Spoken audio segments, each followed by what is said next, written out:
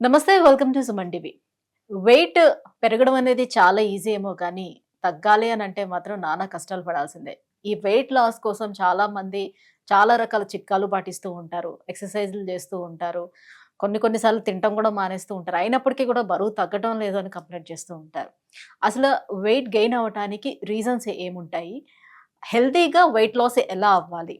So, అలాగనే మనకి హోమియోపతిలో ఎలాంటి మెడిసిన్స్ దీనికేమన్నా అందుబాటులో ఉన్నాయా? ఈ విషయాలపై అవగాహన కల్పించేందుకు మనతో పాటు ఉన్నారు డాక్టర్ చేతన్ గారు. Hello sir. నమస్తే అండి. సార్, సో వెయిట్ గెయిన్ అవ్వాలి అనంటే ఈజీగా 2 రోజులు ఇంట్లో కూర్చొని తింటే సరిపోతుంది. మనకి ఆటోమేటిక్‌గా వెయిట్ గెయిన్ అయిపోతాం. బట్ లాస్ అవ్వాలి అనంటే అదే రకంగా కూర్చుంటే సరిపోదు. ఎన్ని వర్కౌట్స్ చేసినా కూడా అసలు ఫలితం ఉండదు. వెయిట్ గెయిన్ అవ్వటానికి మెయిన్ హెల్త్ ఇష్యూస్ ఏమైనా కారణం అవుతాయా? ఒక పేషెంట్‌కి వెయిట్ గెయిన్ అయింది. మన దగ్గర వెయిట్ లాస్ కోసం వచ్చారనమాట. 100 కిలోలు ఉండే వెయిట్ వచ్చినప్పుడు. అయితే ఆ పేషెంట్ ఎవ్వరైనా మీరు చూడండి, వెయిట్ లాస్ అవ్వాలని థాట్ వస్తది కదా మైండ్‌లో. ఫస్ట్ వాళ్ళు ఏం చేస్తారంటే మీల్ స్కిప్ చేయడం స్టార్ట్ చేస్తారు. మీల్ స్కిప్ చేయడం వల్ల వెయిట్ లాస్ అయితదనేసి. 90 కిలోలు ఉండే వెయిట్. మీల్ స్కిప్ చేయడం స్టార్ట్ చేశారు. అప్పుడు వెయిట్ 100 కిలోలకు పోయింది. ఓకే. ఎందుకు పోయింది? 4 నెలల్లో 90 kgs to 100 kgs after skipping meals. ఎందుకు పోయిందంటే మార్నింగ్ బ్రేక్ఫాస్ట్ చేస్తారు కదా, ఇప్పుడు లంచ్ స్కిప్ చేయాలి. లంచ్ స్కిప్ చేయాలంటే డిన్నర్ ఐదర్ కొంచెం తొందరగా తినాలి, లేదంటే తినేటప్పుడు ఏదో మంచిగా మనకు నచ్చింది కావాలి. ఎందుకు? లంచ్ స్కిప్ చేస్తున్నాం కదా, ఎంత పెద్ద బలిదానం చేస్తున్నాం మనం అనేసి థాట్ వచ్చేస్తుంది, మైండ్కి వస్తుంది థాట్.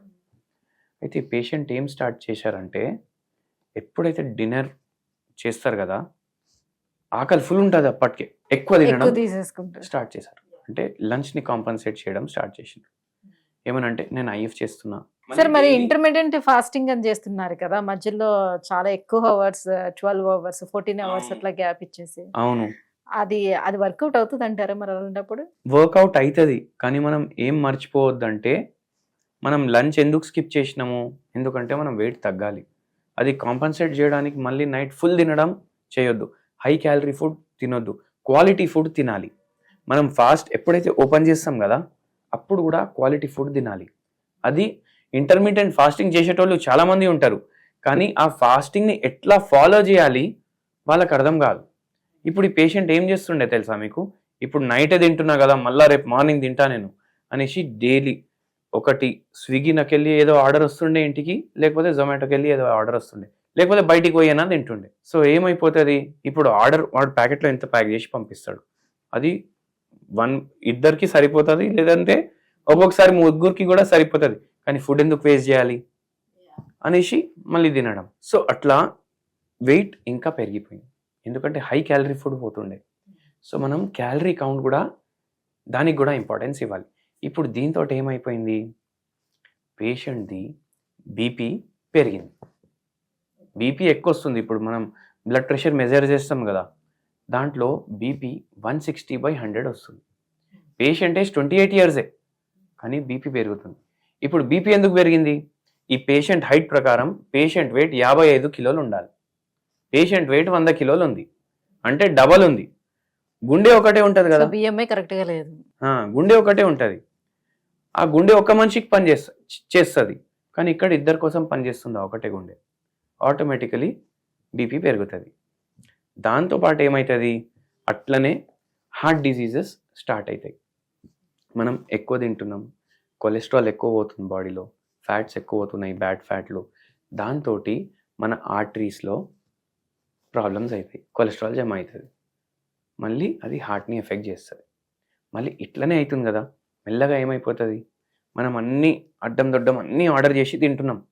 దాంతో మన ఇంటెస్టైన్స్ డిస్టర్బ్ అవ్వడం స్టార్ట్ అవుతాయి. వెయిట్ పెరిగింది, మనం దానివల్ల ఇంకా మన డయట్ అట్లనే ఉంది, దాంతో ఇంటెస్టైన్స్ డిస్టర్బ్ అయ్యి మనకు స్లోలీ ఏమవుతుందంటే మనకు ఆక్సిడేటివ్ స్ట్రెస్ పెరుగుతుంది బాడీలో. ఇప్పుడు వెయిట్ ఎక్కువ ఉంది, ఇప్పుడు బండి ఉంది, ఇప్పుడు స్కూటర్ మీద ఒక్క మనిషి కూర్చుంటే అది ఉంటుంది, అట్లనే ఉంటుంది. ఇంకొకరు కూర్చున్నాడు అనుకోండి, కొంచెం కిందికి అవుతుంది సీట్, మళ్ళీ ట్రిపుల్ రైడింగ్ చేస్తే ఇంకా కిందికి అవుతుంది, వెనక సీట్ ఒక్కొక్కసారి బ్యాక్ టైర్కి టచ్ అవుతుంది. అట్లా కూడా చేస్తారు కదా. మనం అట్లనే చేసి ఏం చేస్తాం, మోకాల్ని పాడు చేసుకుంటాం. అంటే ఇప్పుడు ఇద్దరు బరువు ఒక్క బరువునే భరిస్తాయి మోకాలు, కానీ ఇప్పుడు ఇద్దరు బరువు భరిస్తున్నాయి కదా, ఏమవుతుంది పరిస్థితి? బండిలాగా అయిపోతుంది. మళ్ళీ దాని తర్వాత ఏమవుతుంది?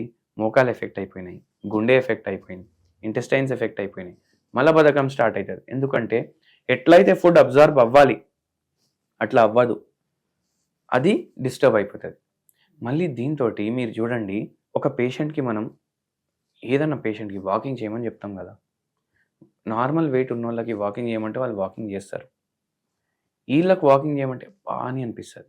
ఎందుకంటే డబల్ బరువు తీసుకొని వాళ్ళు నడవాలి. ఆయాసానికి కానివ్వండి, లేకపోతే నీ పెయిన్స్ నీ పెయిన్స్, లంగ్స్ కూడా ఎఫెక్ట్ అయిపోతాయి. అట్లనే ఆయాసం, నీ పెయిన్స్, ఇవన్నీ ప్రాబ్లమ్స్ వస్తాయి.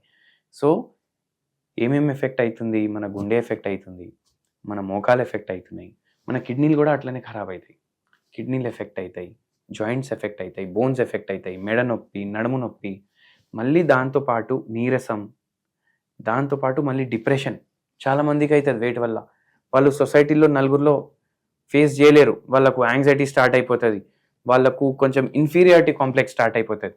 అట్లా చాలామంది డిప్రెషన్లో ల్యాండ్ అవుతారు, మళ్ళీ నిద్రలేని సమస్యలు స్టార్ట్ అవుతాయి.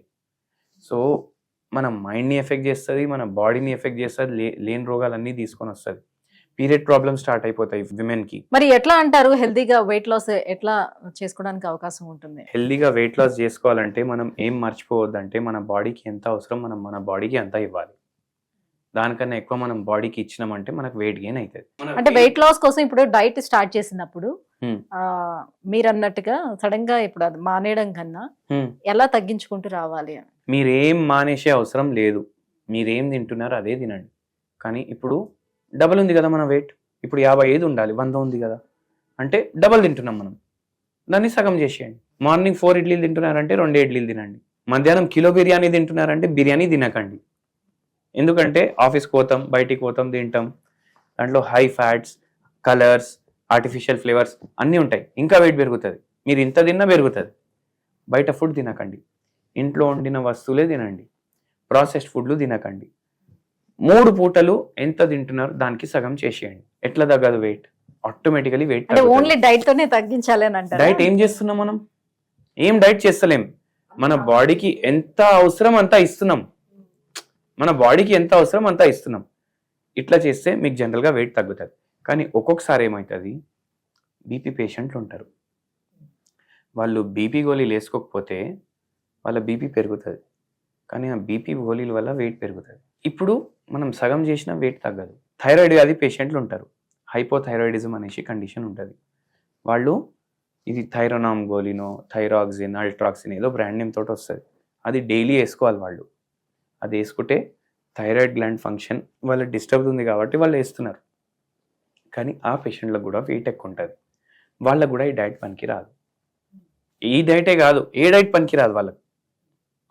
మళ్ళీ థర్డ్ థింగ్ ఏంటంటే PCOD, hormonal changes, menopause stage, వీళ్ళకు కూడా జనరలీ డైట్స్ హెల్ప్ చేయవు.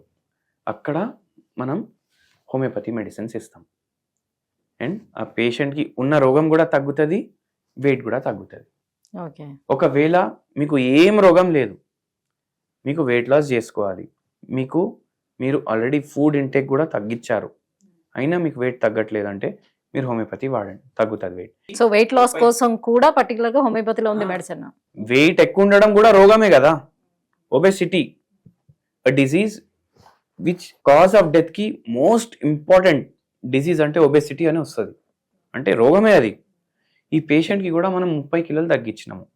ఇప్పుడు మనం పేషెంట్ గురించి మాట్లాడినాం కదా, 1 ఇయర్లో 30 కిలోలు తగ్గిండ్రు. సో హోమియోపతి మెడిసిన్స్ తోటే తగ్గిండ్రు. సో హోమియోపతి మెడిసిన్స్ చాలా మంచిగా పనిచేస్తాయి వెయిట్ లాస్లో.